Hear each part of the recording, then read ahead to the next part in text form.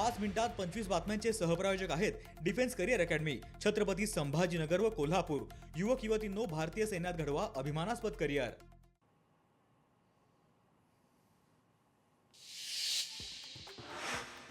महसूल विभागामध्ये पारदर्शकतेसाठी मेगा ड्राईव्हची घोषणा। महसूल मंत्री चंद्रशेखर बावनकुळेंचा निर्णय।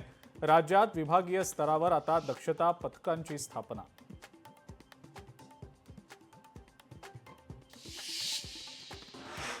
नाशिकच्या तपोवनातल्या वृक्षतोडीच्या मुद्द्यावरनं करुणा मुंडे आक्रमक।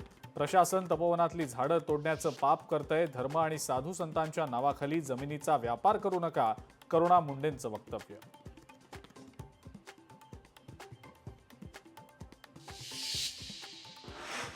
मंत्री शिवेंद्रसिंहराजे भोसले यांच्या मुलीच्या लग्न सोहळ्यामध्ये लातूरमधल्या पूरग्रस्तांना मदत। मुख्यमंत्री सहाय्यता निधीसाठी दिले 10 लाख रुपये।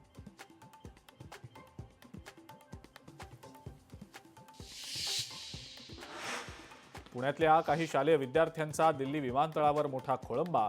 आंतरराष्ट्रीय रोबोटिक्स स्पर्धेसाठी जाणारे विद्यार्थी विमानतळावरच अडकले। इंडिगोच्या विमानसेवेत झालेल्या उशिरामुळे विद्यार्थ्यांना मोठा फटका।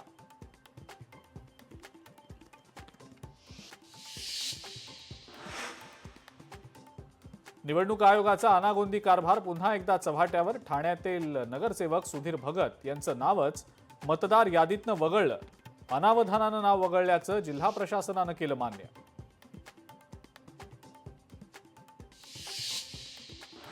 राज्यातल्या मातंग समाजाचा मुंबई ते नागपूर पायी मोर्चा। मातंग समाजाला स्वतंत्र आरक्षण मिळावं, आंदोलकांची मोर्चाद्वारे मागणी।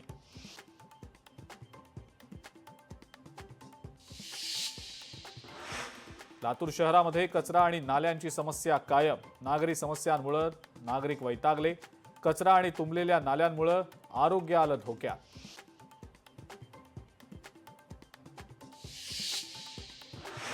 अमरावतीच्या चिखलदऱ्यातल्या स्ट्रॉबेरी उत्पादक शेतकरी अडचणीत। लागवडीसाठी 50,000चं मिळणारं अनुदान सरकारनं बंद केल्यामुळे शेतकरी अडचणीत।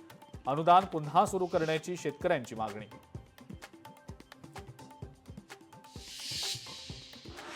यवतमाळमध्ये एसटी बस आणि ट्रकचा भीषण अपघात। 3 प्रवाशांचा जागीच मृत्यू तर 13 प्रवासी गंभीर जखमी।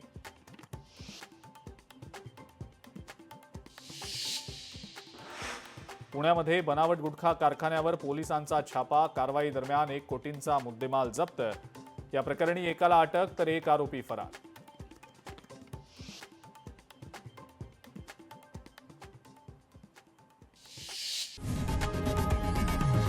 लोकशाही मराठी ऐका, पहा, जागरूक रहा।